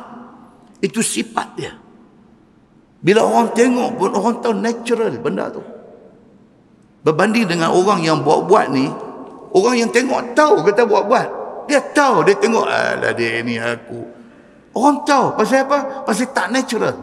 Nampak tasannu', nampak dibuat-buat tu, nampak. Nabi SAW. Fatimah mai, dia bangkit berdiri. Dia sambut Fatimah sambil berdiri. Dia kata pula marhaban bibnati. Marhaban, selamat datang wahai anak perempuanku. Summa ajlasaha an yaminih. Suruh Fatimah duduk sebelah kanan dia. Isteri-isteri duk ada, so Fatimah duk belah kanan dia. Hadis tu panjang, saya ringkaskan. Nabi bisik dekat Fatimah. Bisik. Isteri-isteri lain tak dengar. Pakat duk tengok ni apa hal pula dua beranak ni. Bisik. Tentu Fatimah menangis. Hadis itu hadis sahih, riwayat Imam Muslim. Tiba-tiba, riwayat Al-Bukhari, tiba-tiba Fatimah menangis sungguh-sungguh. Nabi bisik pula dekat dia. Dia berhenti menangis. Oi, masing-masing dalam hati ni, terutamanya Aisyah radhiyallahu anha. Kira nak tahu ni apa cerita ni, bisik apa ni? Eager to know, nak tahu. Bila Nabi bangkit pi aja dia pegang Fatimah, anak tiri dia ni. Kata Fatimah, ayah kata apa tadi? Apa jawab Fatimah? Fatimah kata itu rahsia aku dengan ayah. Aku tak boleh share. Pasal apa? Pasal kalau ayah nak bagi hampa tahu, dia tak bisik kat aku. Dia abang bagi semua orang dengar. Bila ayah bisik kat saya, makna itu rahsia ayah dengan saya. Saya tak boleh bagi tahu. Aisyah pun kata tak apalah. Sehinggalah wafat Nabi sallallahu alaihi wasallam. Lepas wafat Nabi, Aisyah mencari Fatimah, tanya balik yang tu. La ilaha illallah, dia tak puas hati. Dia tanya balik, dia kata Fatimah, ingat dah hari tu kami tengah doa dah hang mai, ayah bangkit sambut, suruh duduk sebelah dia, lepas tu dia bisik, lepas tu hang menangis kan? Lepas tu ayah bisik pula, lepas tu hang berhenti menangis. Apa cerita? Fatimah kata apa? Dia kata ayah pun dah tak ada, saya cerita. Apa kata Fatimah? Dia kata ayah bisik hak mula, ayah habaq kat saya. Kata wahyu yang duk turun mai, Quran yang duk turun mai dekat Nabi sallallahu alaihi wasallam ni, Jibril akan tasmi' bacaan itu setahun sekali. Wahyu turun ni setahun sekali dalam bulan Ramadan. Jibril akan mai jumpa Nabi, tasmi', suruh Nabi baca balik ayat-ayat yang turun tu. Setahun sekali. Nabi kata dekat Fatimah, Nabi kata tapi tahun ni Jibril turun mai tasmi' 2 kali. Dia habaq dekat Fatimah. Tahun ni dia kata Jibril turun 2 kali untuk cek bacaan. Dia kata itu tidak ada lain melainkan itu tanda ayah dah tak lama dah. Dia kata teriak dia ni, Allah dengar ayah dia yang dia cukup sayang ni, tiba-tiba habaq kata tak lama dah nak hidup. Menangis dia ni. Yang tu yang menangis tadi tu, yang Aisyah tengok tu. Lepas itu apa kata Nabi SAW kata dekat anak dia, dekat Fatimah ni, dia kata tapi tak apa, dia kata orang yang akan menyusul ayah daripada kalangan keluarga kita ni hang. Nabi kata dekat Fatimah, ayah akan wafat dalam masa terdekat. Dalam syarah hadis dia kata apa? Betul, itulah tahun kewafatan Nabi. Dan orang yang akan menyusul ayah lepas ayah wafat, orang keluarga kita ni yang akan menyusul rapat belakang ayah hang. Ayah dia kata kat dia macam tu.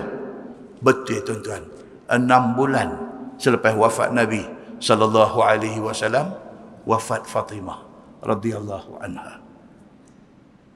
Lepas itu Aisyah kata dekat dia, habis yang lepas itu kamu berhenti menangis tu, apa Nabi kata? Fatimah kata, bapa aku bagi tahu dekat aku, ala tardaina an takuni sayyidatan nisa'il mu'minin atau sayyidati nisa'i hadhihi al-ummah. Nabi kata dekat Fatimah, hang tak seronok ke Allah Subhanahu wa taala akan jadikan hang ketua kepada semua orang perempuan muslimah di hari akhirat esok.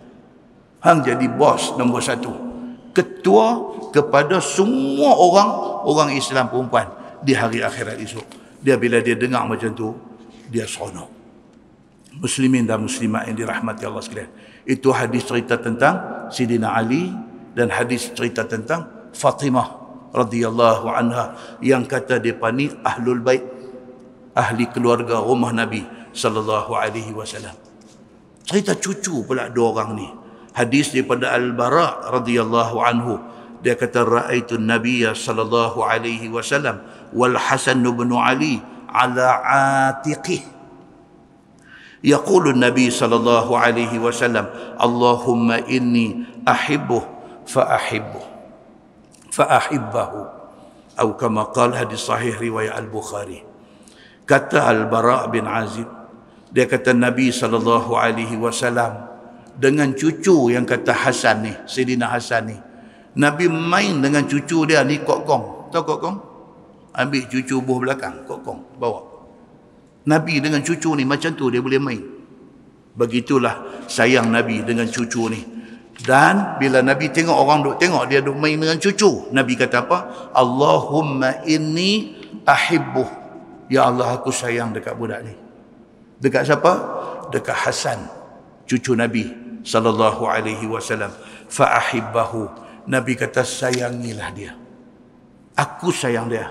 Hampa kena sayang dia. Muslimin dan muslimat yang dirahmati Allah sekalian. Begitulah sayang Nabi sallallahu alaihi wasallam. Tuan-tuan, cucu yang Nabi punya sayang, yang kata Ahlul Bait ni, macam mana ending dia? Macam mana kesudahan hidup dia? Di antaranya ialah Sayyidina Husain, anak Sayyidina Ali radhiyallahu anhuma. Dalam sebuah hadis riwayat pada Anas bin Malik, dia kata kuntu inda Bani Ziyad. Aku satu hari duk ada bersama dengan Ibnu Ziyad. Siapa Ibnu Ziyad ni? Ubaidillah bin Ziyad. Dia ni amir yang menjadi penguasa di Kufah zaman Yazid bin Muawiyah jadi khalifah kerajaan Bani Umayyah. Okey. Ubaidillah bin Ziyad ni dia dilantik oleh Yazid untuk menjadi gubernur di Kufah.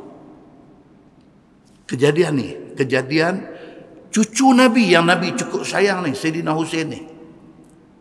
Cucu Nabi dibunuh. Tuan-tuan, dahsyat tuan-tuan. Husain anak Sayyidina Ali ni, apabila berakhirnya Tok Wan dia, Sayyidina Ali bin Abi Talib, startlah kerajaan Bani Umayyah. Muawiyah bin Abi Sufyan naik jadi khalifah. Bila mati Muawiyah bin Abi Sufyan, naik anak dia, Yazid bin Muawiyah. Husain cucu Nabi ni, bila dia tengok Yazid ditabal sebagai khalifah, dia tak mau bagi taat setia. Dia tak mau bagi bai'ah kepada Yazid. Dia dengan beberapa orang pindah daripada Madinah, dia pergi ke Mekah. Dia pergi ke Mekah. Dia duduk di Mekah 6 bulan. Penyokong-penyokong dia duduk ada di Kufah ramai. Penyokong kepada cucu Nabi ni duduk ada di Kufah ramai. Geng ni lah yang kemudiannya dipanggil Syiah. Mereka duduk ada sana ramai. Mereka tulis surat, mereka apa? Mereka suruh Sayyidina Husain ni mai daripada Madinah, mai daripada Mekah, mai ke Kufah. Mereka ramai-ramai, mereka nak angkat Sayyidina Husain untuk jadi khalifah. Mereka tak mau iktiraf Yazid bin Muawiyah. Cerita politik tuan-tuan. Ini cerita politik zaman tu. Zaman selepas wafat Nabi sallallahu alaihi wasallam, zaman selepas mati Khulafa Ar-Rasyidin. Abu Bakar dah tak ada, Umar dah tak ada, Osman dah tak ada, Ali dah tak ada. Keadaan politik kacau bilau. Husain cucu Nabi ni pun bergerak daripada Mekah nak pergi ke Kufah. Kufah di mana tuan-tuan? Di Iraq. Nak pergi ke Kufah. Berita Sayyidina Husain cucu Nabi nak pergi ke Kufah ni tahu kepada Ubaidillah bin Ziyad ni yang kata gubernur Kufah. Dia dapat tahu. Dan dia dah dapat maklumat kata Husain mai ni untuk ditabal sebagai khalifah. So dia buat apa? Dia hantar pasukan tentera dia pergi bertembung dengan cucu Nabi Sayyidina Husain ni di satu tempat yang bernama Karbala. Berjumpa di situ. Dan berakhir dengan apa? Dengan Sayyidina Husain ni dipancung putih tengkok dia. Tuan-tuan boleh bayang cucu Nabi. Nabi cukup sayang. Nabi duk baca khutbah buat naik cucu, duk sekali di atas. Dalam hadis sahih cerita, Nabi duk baca khutbah ni, saat tengok kepada makmum dekat jemaah, saat tengok dekat cucu. Saat tengok dekat makmum, saat tengok dekat cucu. Punya sayang Nabi sallallahu alaihi wasallam kepada cucu ni, Hasan dengan Husin ni, Hasan abang, Husin adik. Nabi sembahyang jadi imam, cucu main naik rabat duk atas kepala, atas belakang Nabi. Nabi lamakan sujud dia. Nabi nak bangkit lagi, Nabi cempung, tahu cempung? Nabi cempung, pegang cucu ni, ambil tak tepi, Nabi sambung sembahyang. Berapa banyak hadis menceritakan sayang Nabi kepada cucu ni. Tiba-tiba cucu Nabi ni, Sayyidina Husin bin Ali radhiyallahu anhuma ni, tiba-tiba dia ni dibunuh dan dipancung kepala dia. Badan dia ditanam di sana, kepala dia dibawa mai kepada Ubaidillah bin Ziyad yang menjadi gubernur pada masa itu. Bawa mai kepala dia kepada kawan ni, kepada gubernur yang memerintahkan serangan tu. Faja'ala yaqul, bila bawa mai kepala Sayyidina Husin ni, depa bubuh dalam talam, buh di depan dia. Faja'ala yaqul, Ibnu Ziyad yang kata Amir Kufah ni, dia kata apa? Dia sambil dia ambil ranting kayu, dia kata biqadibi lahu fi anfih. Dia ambil satu ranting kayu, dia rojoh hidung cucu Nabi. Kepala duk ada dalam talam tu, dia rojoh dengan kayu di hidung tu. Wa yaqul, dan dia kata dengan nada mengejek. Dia kata dengan nada mengejek, dia kata ma raaitu misla hadza husnan. Aku tak pernah tengok orang handsome macam dia ni, macam budak ni, sambil duk tonyoh dengan ranting kayu ke hidung cucu Nabi sallallahu alaihi wasallam. Qultu, Anas bin Malik duk ada di situ pada masa tu. Dia tengok orang duk buat dekat cucu Nabi macam tu. Dia kata apa? Innahu kana min ashbahihim bi Rasulillah sallallahu alaihi wasallam. Dia kata dekat khalifah, ini cucu Nabi. Dia sangat mirip, sangat iras dengan muka Nabi sallallahu alaihi wasallam. Tuan-tuan, yang kita nak ambil pengajaran di sini apa dia, tuan-tuan? Kebencian jangan disemai dalam masyarakat. Kebencian jangan disemai dalam masyarakat. Orang macam saya duk bercakap di atas masjid, orang duk mai dengar. Jangan sekali-kali saya masukkan doktrin kebencian di dalam hati orang yang dengar ni kepada sesama Islam. Jangan. Kerana kita duduk dalam satu geng, kita cuba bercakap nak ajak orang yang dengar ni benci lagi satu geng. Jangan. Kerana kebencian ini ataupun hatred, orang putih kata hatred, kebencian ini dia membawa akibat yang sangat buruk kepada masyarakat Islam. Jangan, tuan-tuan. Daripada satu cucu Nabi yang Nabi cukup sayang, kerana kebencian dia boleh buat macam tu kepada cucu Nabi sallallahu alaihi wasallam. Tak kira kita ni berbeza apa, dari segi parti politik ke, dari segi ideologi apa ke, kita ada perbezaan. Tak kira apapun perbezaan kita, jangan semai kebencian di kalangan sesama kita. Kita kena ada satu rasa Islam sama Islam ni saudara, supaya solidariti di kalangan orang-orang Islam ini menjadi satu kekuatan yang boleh menakutkan musuh Islam. Muslimin dan muslimat yang dirahmati Allah sekalian, kita bila bercakap tentang benda ni, intipati daripada peristiwa tu kita nak ambil. Apa dia inti dia? Tak mau ada kebencian di kalangan sesama kita. Muslimin dan muslimat dirahmati Allah sekalian. So yang dikatakan Ahlul Bait itu cerita dia. Anak cucu Nabi sallallahu alaihi wasallam, dan Imam An-Nawawi kata termasuk Bani Hashim dan Bani Abdul Muttalib. Baik, penggan last ni dia kata apa? Utusan Nasrani takut berdoa laknat bermubahalah dengan Nabi sallallahu alaihi wasallam. Dia takut. Iaitu apabila dibacakan oleh Nabi sallallahu alaihi wasallam akan ayat Quran tadi, maka berkata mereka kepada Nabi, biarlah kami pulang, kami berkumpul sama-sama kami supaya boleh kami runding. Bila Nabi kata dekat mereka, mai kita pergi bermubahalah. Kalau hampa kata hampa betul bahawa Isa ni Tuhan ataupun anak Tuhan, dan aku kata dekat hampa Isa ni hanyalah Nabi, dia tak ada sangkut paut dengan ketuhanan. Hampa kata hampa betul, hampa kata aku salah. Aku kata aku betul, aku kata hampa salah. Lah ni tak selesai masalah. Jom kita pi bermubahalah. Allah menjadi saksi. Kita bercakap, Allah menjadi saksi bahawa sesungguhnya apa yang aku kata betul, Nabi kata, dan hampa salah. Kalau sekiranya aku salah, hampa betul, aku sedia untuk menerima akibat daripada sumpah laknat ini. Jom. Bila Nabi cabar macam tu, puak-puak Nasrani Najran ni, dia kata, okey, tak apa Muhammad lah macam ni, kami balik bincang Ustaz. Kami balik bincang. Pekerjaan sama-sama berdoa minta turun laknat ke atas siapa yang bohong. Kemudian besok kami mai balik. Kami balik bincang, esok kami beritahu macam mana. Setuju tak setuju sumpah laknat ni.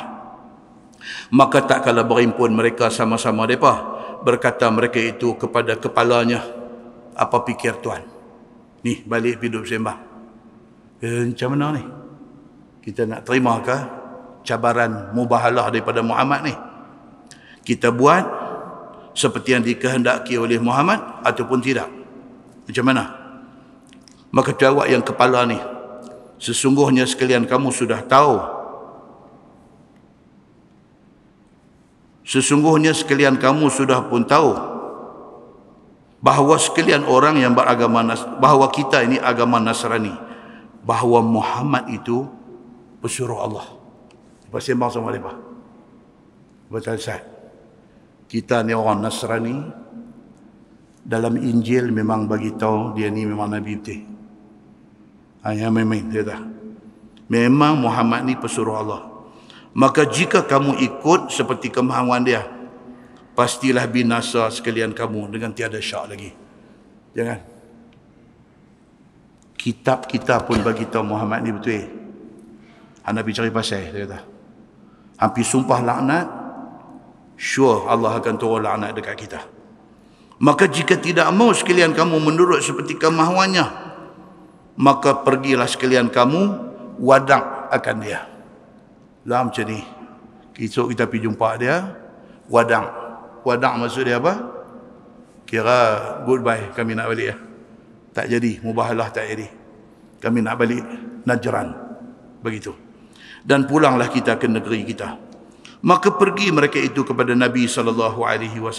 Tiba-tiba dijumpa mereka akan Nabi SAW duk dukung Sayyidina Husain. Depa pipi Nabi tengah duk dukung cucu. Sebelah tangannya memimpin Sayyidina Hasan. Itu dia yang kata Nabi.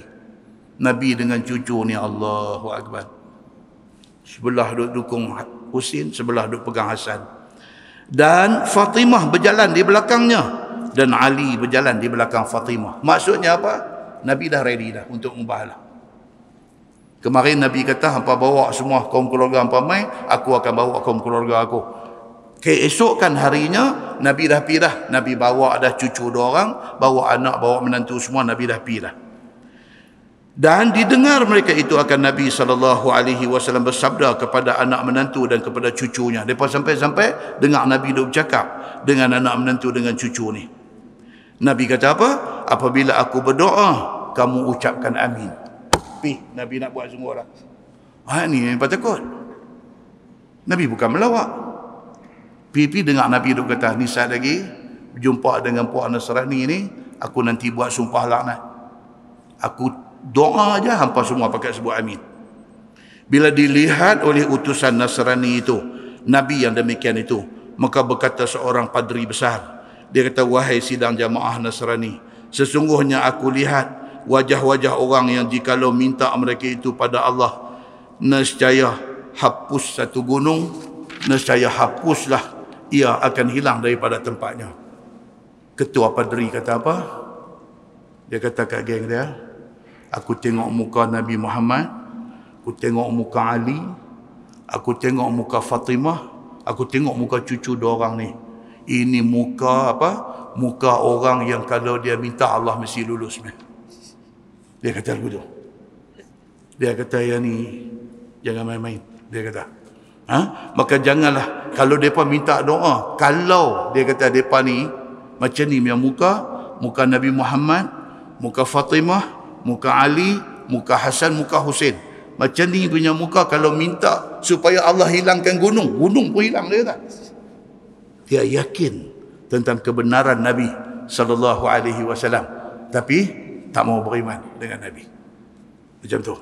Baik, janganlah sekalian kamu nak berlawan doa dengan Tuhan mereka ini, pasti binasa kamu semua. Dan tiada tinggal atas muka bumi ini orang-orang Nasrani sampai kiamat. Dia kata mau Allah bagi lingkup kita semua sekali. Dia kata begitu. Maka mereka itu pun berhadap kepada Nabi serta katanya, ya Abul Qasim, sesungguhnya kami dah fikirkan, tak usahlah kita lawan, minta pada Tuhan. Biarlah engkau atas agama engkau, kami agama kami. Dia pergi settle macam tu. Dia telah macam ni lah. Dah ni ikut suka hang lah macam mana, kami ikut kami lah. Kita settle tahun ni kami nak belah. Kena habis begitu aja. Jawab Nabi SAW, telah enggan kamu semua daripada berlawan doa dengan Tuhan, dengan aku. Oh, Nabi kata ni ke tak jadi ya ni? Nabi kata tak jadi ke? Maka hendaklah masuk Islam sekalian kamu. Nabi kata kalau macam tu 1-0. Hampa mengaku hampa kalah. Kalau dah kata kalah, mai sini. Asyhadu an la ilaha illallah. Nabi kata masuk Islam lah. Dah hampa tahu dah kata kami di pihak yang benar. Mai kita masuk Islam. Supaya jadi sekalian kamu semacam apa yang ada bagi orang-orang Islam, dan atas kamu semacam mana ada apa-apa atas mereka itu. Senang, hampa pun jadi orang Islam, hampa dengan kami tak ada beza apa. Senang, kita jalan sekali. Maka enggan mereka itu masuk Islam, tak mau. Masuk Islam pun tak mau. Sabda Nabi SAW, kalau kamu semua tak mau masuk Islam, pasti aku hantam sekalian kamu di dalam perang. Nabi kata kalau hampa memilih untuk tak mau masuk Islam, maknanya satu hari kita akan berjumpa dalam medan perang. Nabi kata begitu. Maka jawab mereka itu, ya Abul Qasim, tiada kami mau berlawan perang dengan orang Arab. Dia kata pula, kami perang pun tak mau, apa pun tak mau. Tetapi bolehkah kita berdamai? Tuan-tuan nampak tak? Dia nak abang apa kat kita ni? Islam masa tu. Islam masa tu digeruni.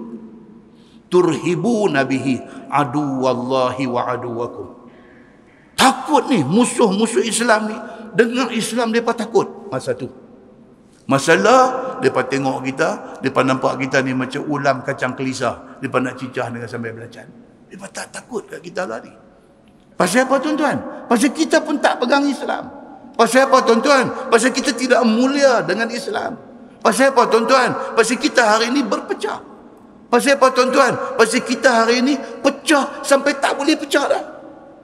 Pecah kita ni, pecah parti, pecah politik, pecah ideologi, pecah mazhab, pecah apa? Macam-macam jadi. Yang perpecahan itu mengundang kepada kebinasaan kita. Muslimin dan muslimat dirahmati Allah sekalian. Iaitu jangan engkau serang kami masa tu. Orang Nasrani minta dekat Nabi, tolong jangan serang kami, dan jangan bagi takut akan kami, dan jangan engkau larang kami daripada ikut agama kami. Minta dekat Nabi, tolong jangan larang kami daripada kekal dalam agama kami, dan kami sanggup tiap-tiap tahun bayar ufti, bayar cukai. Sendiri Nabi tak minta, mereka sendiri minta. Tolong jangan serang kami, jangan buat apa kat kami. Kami sanggup bayar cukai. 2,000 pasang pakaian. 1,000 kami bayar masa bulan Safar, 1,000 kami bayar masa bulan Rejab. Serta 33 baju rantai. Ni hak nak bagi dekat Nabi ni. Nak minta supaya jangan kacau mereka. Dan 33 ekor unta dan 34 ekor kuda perang. Maka diterima oleh Nabi SAW perdamaian itu. Dan mereka itu pulang ke negeri Najran. Kembali mereka ke negeri Najran dengan semua kumpulan-kumpulan dia.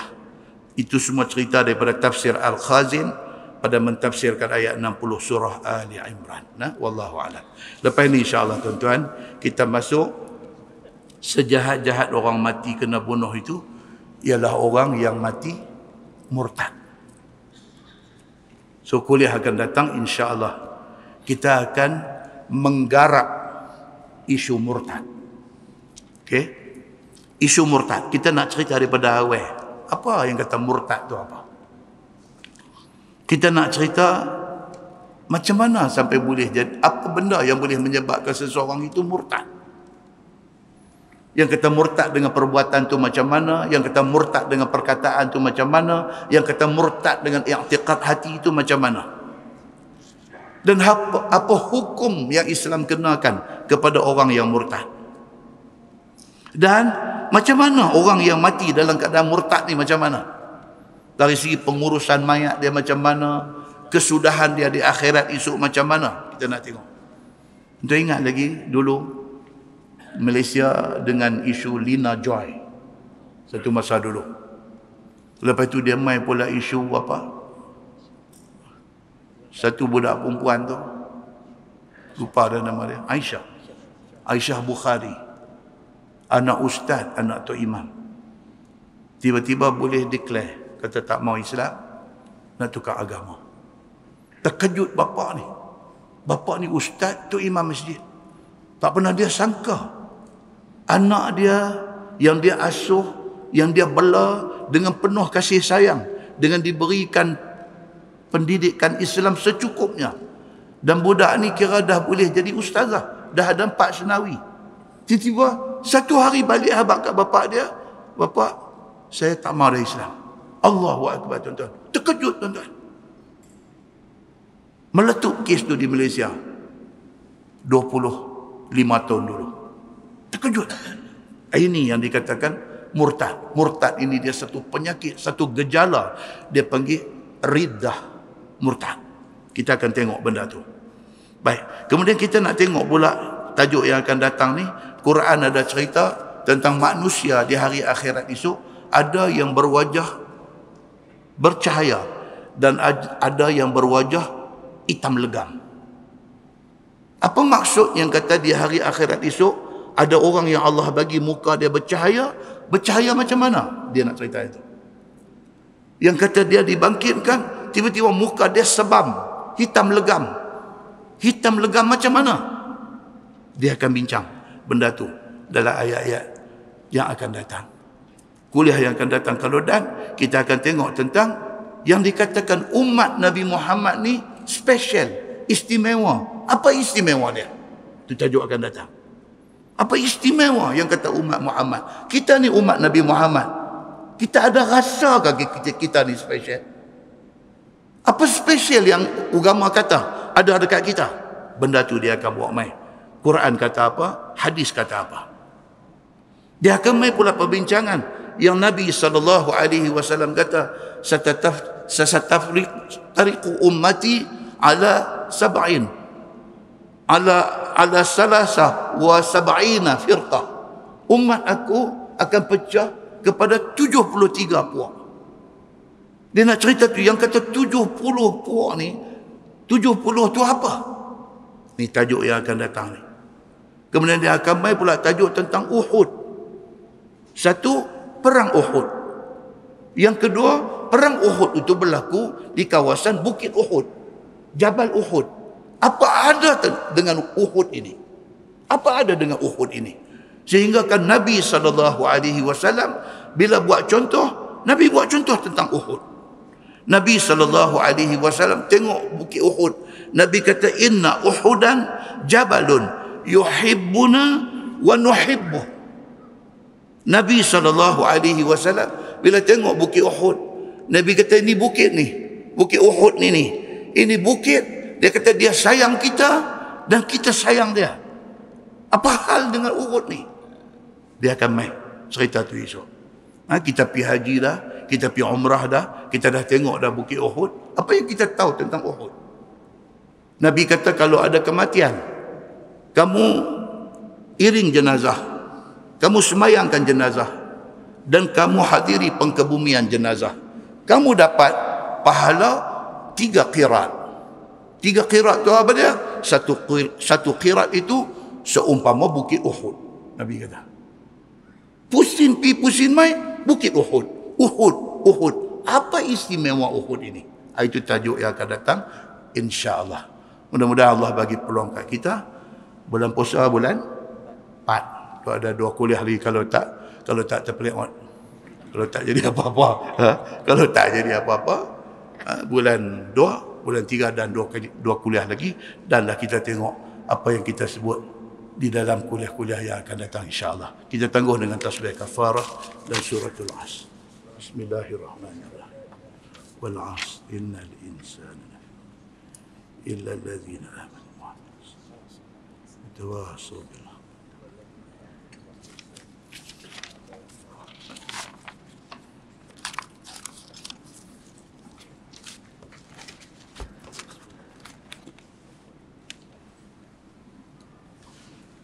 اللهم صل على محمد وعلى آل محمد. بسم الله الرحمن الرحيم. الحمد لله رب العالمين حمدا يوافي نعمه ويكافئ مزيده. يا ربنا لك الحمد كما ينبغي لجلال وجهك الكريم وعظيم سلطانك. رضينا بالله ربا وبالإسلام دينا وبمحمد نبيا ورسولا. اللهم افتح علينا فتوح العارفين وارزقنا فهم النبيين بجاه خاتم المرسلين. اللهم فقهنا في الدين وعلمنا التأويل واهدنا صراطك المستقيم. اللهم أرنا الحق حقا وارزقنا اتباعه وأرنا الباطل باطلا وارزقنا اجتنابه. اللهم اجعل جمعنا جمعا مرحوما وتفرقنا من بعده تفرقا معصوما. وصلى الله على محمد وعلى آله وصحبه وسلم والحمد لله رب العالمين. السلام عليكم.